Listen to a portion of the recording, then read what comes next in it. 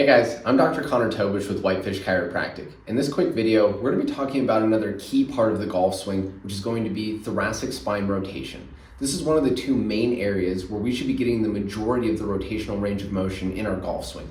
Those two areas being the hips and the thoracic spine.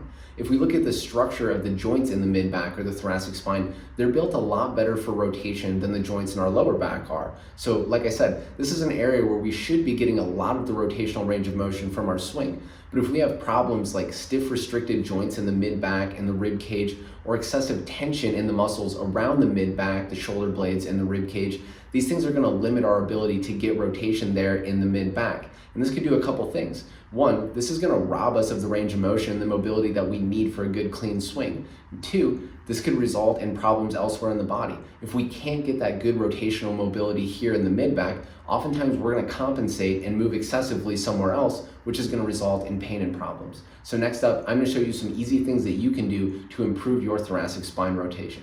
All right guys, for the test that we're going to do to check our hip internal rotation, all you need is a 6-iron and then the straight shaft of another club. So take the 6-iron here, use the straight shaft, put it in line with the head of the club of the 6-iron. That's going to give us a 60-degree angle.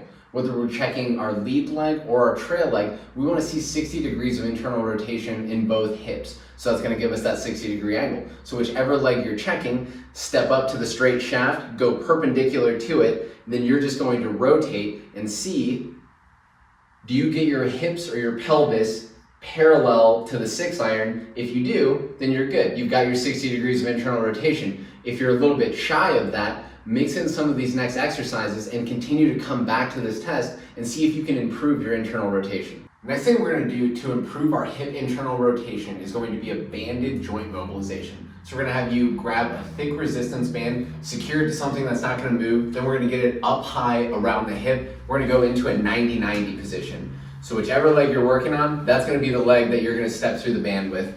Like I said, we're going to go into this 90-90 position, and now this leg's already in internal rotation with the band creating distraction. So from here, you can kind of have a kickstand with your back arm. You can rock back, force the hip into more internal rotation, hold for 4 or 5 seconds, come back out of it.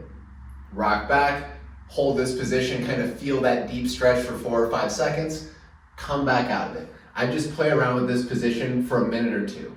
Next thing we're going to look at is going to be some soft tissue smashing. You could use a lacrosse ball or a foam roller, whatever you like. But oftentimes, excessive tension in the muscles in the glutes and the outer hip are what are preventing or limiting our hip internal rotation. So we can use these tools to loosen those tissues up. So you can use this lacrosse ball, get up under those muscles in the outer hip and the glute. Then from here, kind of be a meat massage therapist to yourself. Find those tight, tender spots. Initially, you can just sit down and kind of sink right into them. Breathe deep into your belly. With some time, feel those tissues start to loosen up. Then move on to the next tight area. You can start to add some movement. You can kind of oscillate or move across the ball and work deeper into some of those tight tissues. But give yourself a couple minutes to loosen up those tissues in the outer hip.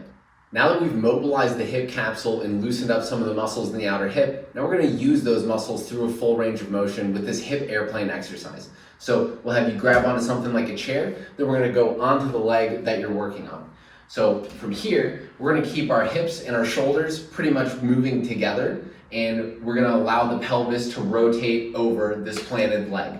I always tell people, if there was a laser beam shooting out of your kneecap, we'd want it to stay on the exact same spot, so don't let this leg move.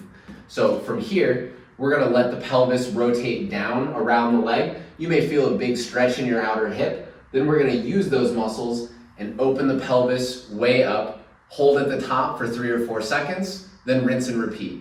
Let the pelvis slowly fall, feel a big stretch, then use those muscles to rotate and open the pelvis up. I'd shoot for 2 sets of 8 reps.